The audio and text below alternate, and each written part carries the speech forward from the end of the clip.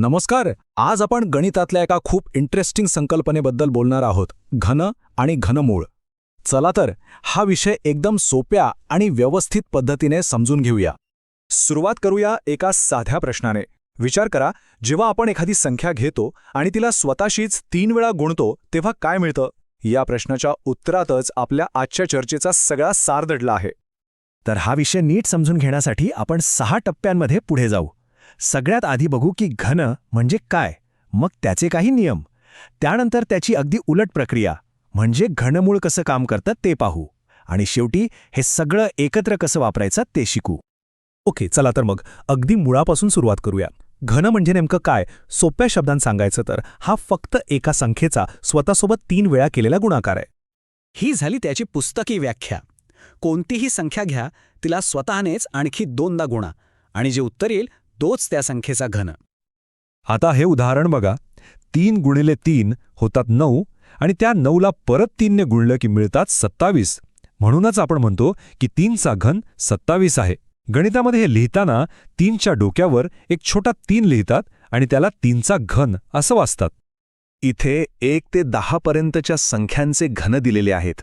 हा तक्ता खूप कामाचा आहे खरंच. इथे बघा, संख्या जशी वाढते तसा तिचा घन किती झपाट्याने वाढतो. म्हणजे 9चा घन 729 आहे, पण 10चा घन थेट 1000 होतो. हे पहिले 10 घन जर लक्षात ठेवले ना, तर गणित सोडवणं खूप सोपं होऊन जातं. ठीक आहे, आता आपण घनाचे काही सोपे पण अत्यंत महत्त्वाचे नियम बघूया. हे नियम एकदा कळले की घनसंख्या कशा वागतात हे लगेच लक्षात येतं. हा एक खूप महत्वाचा नियम आहे. धनसंख्येचा घन नेहमी धनच असतो, जसं की 4चा घन 64. पण खरी गंमत आहे ऋणसंख्येमध्ये.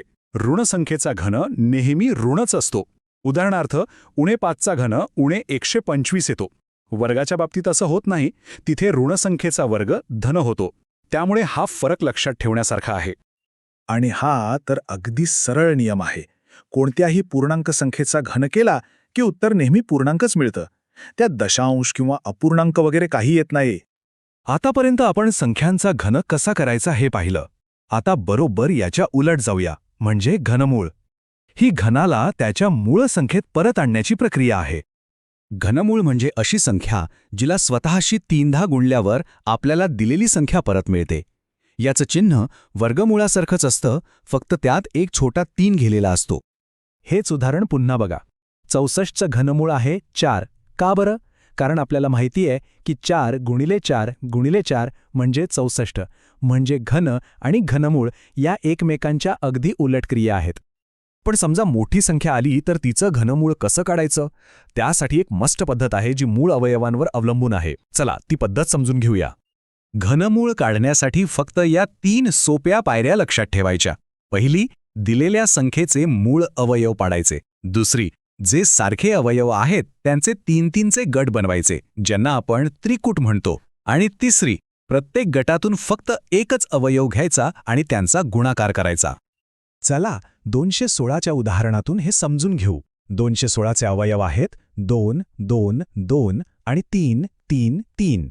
इथे आपल्याला 2चे एक त्रिकूट मिळालं आणि 3चं एक त्रिकूट मिळालं. आता त्यातून एक 2 आणि एक 3 बाहेर घेतला. त्यांचा गुणाकार येतो 6. म्हणून 216चं घनमूळ झालं 6. आहे की नाही सोपं? आतापर्यंत आपण पूर्णांक संख्या बघितल्या, पण हेच नियम अपूर्णांक आणि दशांश संख्यांना कसे लावायचे? चला तेही बघून घेऊया. अपूर्णांकाचं घनमूळ काढणं तर खूपच सोपं आहे. अंशाचं घनमूळ वेगळं काढायचं आणि छेदाचं वेगळं. जसं की 27/64चं घनमूळ काढायचं असेल तर 27चं घनमूळ म्हणजे 3 आणि 64चं घनमूळ म्हणजे 4. झालं, उत्तर आलं 3/4. आणि दशांश संख्यांसाठी एक छोटीशी युक्ती आहे. दशांश चिन्हाच्या नंतर जे अंक येतात ना, त्यांचे उजवीकडून 3-3चे गट बनवायचे. आपण मागच्या स्लाइडमध्ये पाहिलं की 3-3चे गट करायचे, तर 0.000216 मध्ये दशांश चिन्हानंतर 216 हा एक 3 अंकी गट आहे आणि आपल्याला माहीत आहे की 216चं घनमूळ 6 आहे. म्हणून या पूर्ण संख्येचं घनमूळ 0.06 असं येतं. चला, आत्तापर्यंत आपण जे काही शिकलो त्याचा एक झटपट सारांश घेऊया. ह्या काही गोष्टी लक्षात ठेवल्या की घन आणि घनमूळ नेहमीच सोपे वाटतील. तर मग आपण काय काय शिकलो? सगळ्यात महत्त्वाचं, पहिले 10 घन पाठ असतील तर खूप वेळ वाचतो. दुसरं, ऋण संख्येचा घन नेहमी ऋण असतो. तिसरं, घनमूळ ही घनाची नेमकी उलट प्रक्रिया आहे. आणि हेच सोपे नियम अपूर्णांक आणि दशांश संख्यांना सुद्धा लागू होतात. शेवटी हे लक्षात ठेवणं गरजेचं आहे की घन आणि घनमूळ या गणितातील पायाभूत संकल्पना आहेत. यावर एकदा पकड बसली की गणितातील अनेक अवघड गोष्टी सोप्या वाटायला लागतात. आजच्या या चर्चेतून आपण घन आणि घनमूळ काढण्याच्या पद्धती शिकलो. तर आता प्रश्न हा आहे की या माहितीच्या आधारावर आता कोणत्याही पूर्ण घनसंख्येचं घनमूळ काढणं शक्य होईल का?